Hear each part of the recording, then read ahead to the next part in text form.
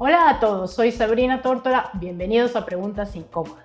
El fin de semana pasado, los medios de comunicación dieron una dura noticia. Al menos 300 cadáveres de civiles en Bucha, un suburbio en las afueras de Kiev, habían sido encontrados en las calles de la ciudad. Algunos en fosas comunes, otros habían sido maniatados y ejecutados en plena calle.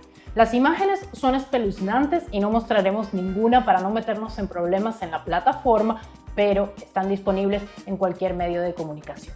Hoy veremos brevemente si estos crímenes podrían servir para un eventual juicio contra las autoridades rusas y qué tan verosímil es la versión rusa que asegura todo es un montaje. Tras un mes de ocupación, el 30 de marzo el ejército ruso se retiró de Bucha.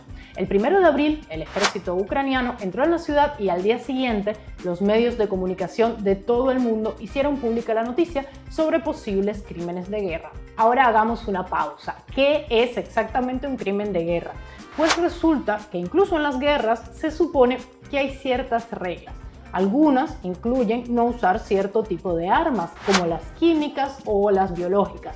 Otras incluyen a los civiles, que no pueden ser atacados deliberadamente. Se acepta que en toda guerra mueran civiles por daños colaterales, pero esto difiere mucho a que sean considerados objetivos. Ya en Mariupol, por ejemplo, se habló de crímenes de guerra por parte de los rusos por bombardear estructuras civiles y ahora en Bucha, aparentemente el ejército de ese país dio un paso más allá, al ejecutar directamente a personas inocentes en plena calle e incluso en sus casas. Tanto el presidente ucraniano Volodymyr Zelensky como el de Estados Unidos, Joe Biden, condenaron a Rusia por crímenes de guerra y aseguran estar haciendo las gestiones necesarias para que los responsables paguen por sus actos. Ahora bien, si nos estamos frotando las manos pensando que la semana que viene, el mes que viene o incluso el año que viene, veremos a Vladimir Putin con sus generalotes sentados frente a un juzgado en La Haya, pues lo mejor es que pospongamos la compra de esa botella de champaña Dom Perignon Rosé Gold de 45.000 euros. Volvamos a la realidad en la que yo solo puedo comprar botellas de champán de si acaso 15 euros. ¿Cómo podríamos llegar a ver a Vladimir sentado en el banquillo de los acusados? Hoy en día existen dos organismos internacionales que juzgan crímenes de guerra: la Corte Penal Internacional y la Corte Internacional de Justicia. La Corte Penal juzga a individuos cuyo país no ha juzgado las posibles barrabasadas cometidas. La Corte de Justicia decide sobre disputas entre estados. Aquí, Ucrania ya ha iniciado gestiones contra Rusia. El problema es que Rusia no forma parte de la Corte Penal Internacional. Tampoco Estados Unidos, by the way. Sin embargo, si el Consejo de Seguridad de la ONU solicitara una investigación sobre Bucha, la situación podría cambiar. El problema: Rusia es parte de ese consejo y tiene poder para vetar una solicitud como esa. Aún así, la Corte Penal Internacional podría llevar a cabo la investigación y dictar órdenes de captura contra algunos individuos rusos que se quedarían tranquilamente en Rusia sin asomar la cabecita a ningún otro país donde los puedan detener. Y bueno, un poco así quedaría la cosa, porque no es como que la corte tiene su propia policía para entrar a tiros en Rusia a llevarse a Putin y sus amigotes a La Haya. Así que quizás cuando Putin no está en el poder, puede que él y sus amigotes sean juzgados sin que Rusia oponga mayor resistencia. Pero eso no creo que pase. Pero lo que sí queda claro es que ya se están activando varios organismos para entender qué pasó exactamente en Bucha y en otras regiones de Ucrania. A todos nos encanta sacar rápidas conclusiones y asegurar categóricamente que la masacre la perpetró este bando o el otro, pero en un tribunal la cosa es distinta y requiere de evidencias, testimonios, pruebas. Así que tardaremos mucho tiempo en saber qué pasó exactamente en este suburbio de Kiev. Sin embargo, las pocas evidencias disponibles apuntan a que sí, que probablemente fueron los rusos. Pero veamos cómo ha respondido desde Rusia el gobierno, sus medios y su aparato de desinformación en redes sociales. Al conocerse las noticias de Bucha, desde Moscú aseguran que durante las semanas en las que Bucha había estado bajo control ruso, que ni un solo residente local sufrió acciones violentas.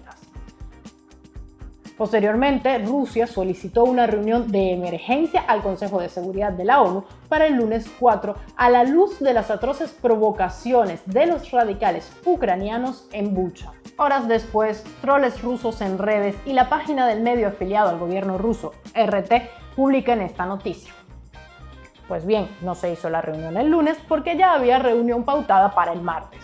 Con esta movida, Rusia intentó difundir la idea de que Occidente estaba tratando de tapar el supuesto montaje de Bucha al no aceptar una reunión que Rusia, con la conciencia tranquila, había pedido. Pero la verdad es que, como dije, ya había una reunión en agenda. Y la reunión se hizo y los rusos siguieron diciendo exactamente lo mismo sin ofrecer ninguna prueba que desmintiera su responsabilidad en Bucha. Pero pasemos a la desinformación sistemática sobre la masacre que hay en redes sociales. En cada tweet, hilo, video o foto que hace alusión a la noticia, siempre aparecen prorrusos intentando desmentir cualquier información desfavorable a Rusia o hacer eco de las que sí la favorecen. Si hacemos algo tan sencillo como visitar los perfiles de estas personas, encontramos que gran cantidad de ellos son probablemente cuentas falsas. Es sencillo detectarlo, pues se trata de cuentas que tuitean y retuitean día y noche informaciones favorables a Rusia y no hablan de ningún otro tema. Y lo mejor de todo es que vemos cómo estas cuentas fake se hacen retweets unas a otras siempre. Siempre las mismas cuentas, participando en cuanto comentario de Twitter sobre Rusia hay y creando una especie de caja de resonancia de retweets, comentarios y me gustas que den la impresión de que hay un gran número de personas prorrusas en la comunidad hispanohablante y también en la angloparlante. Esas cuentas difunden informaciones dudosas como que es sospechoso que el 30 de marzo los rusos se hayan ido de Bucha y no es hasta el 2 de abril que el gobierno ucraniano encuentre los cuerpos. Se asume entonces que entre el 1 y el 2 los ucranianos preparan todo el montaje para acusar a Rusia. Y si, como dice Moscú, durante toda la ocupación ningún local sufrió acciones violentas, pues todo indicaría que fueron los propios ucranianos. Esto es falso. A lo largo de todo el mes de marzo, desde que los rusos entraron en Bucha, varios usuarios en redes sociales reportaban que estaban asesinando civiles. Ya a mediados de ese mes se hablaba de una fosa común con 67 cuerpos.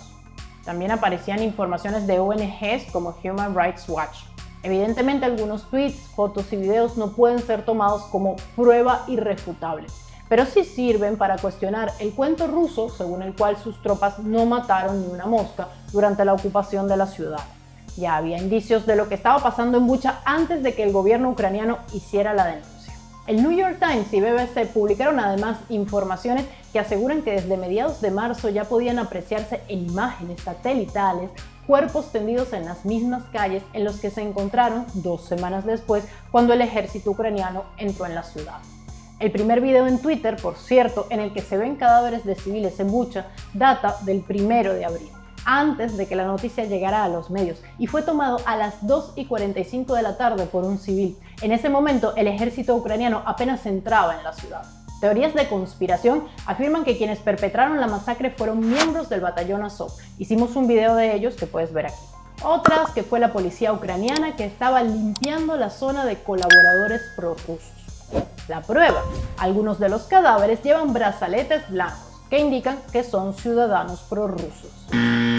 Todo esto es falso. Los brazaletes blancos los usan los civiles para indicar que no son un peligro, ¿sabes?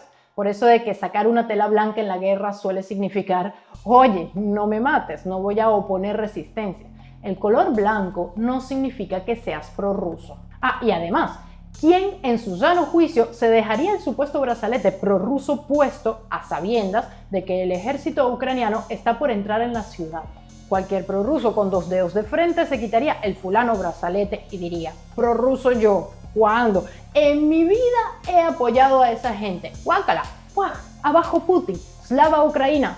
Bueno, quizás algún temerario lo haría, pero no cientos de personas.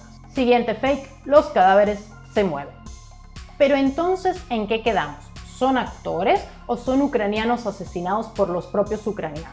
En todo caso, esto también es un fake de un video en baja resolución en el que da la impresión que uno de los cadáveres mueve la mano.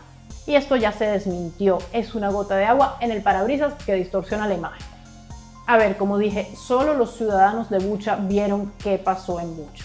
Su testimonio será clave para que los culpables de esta atrocidad enfrenten a la justicia, o que al menos quede constancia oficial de lo que hicieron. Visto lo visto, la versión rusa parece poco creíble, sobre todo viniendo de su gobierno. de medios y periodistas afiliados a ese gobierno y de una increíble cantidad de cuentas sospechosas en redes sociales.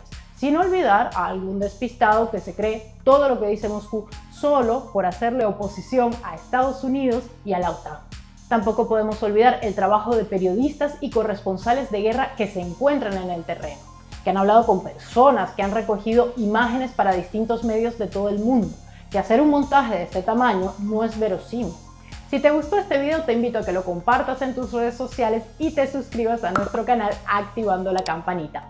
Y si quieres ayudar en la medida de tus posibilidades a los civiles en Ucrania, que sepas que Amazon o Airbnb han sacado iniciativas para poder apoyarlos económicamente, aunque sea con sumas bastante pequeñas. Un saludo para todos y hasta la próxima.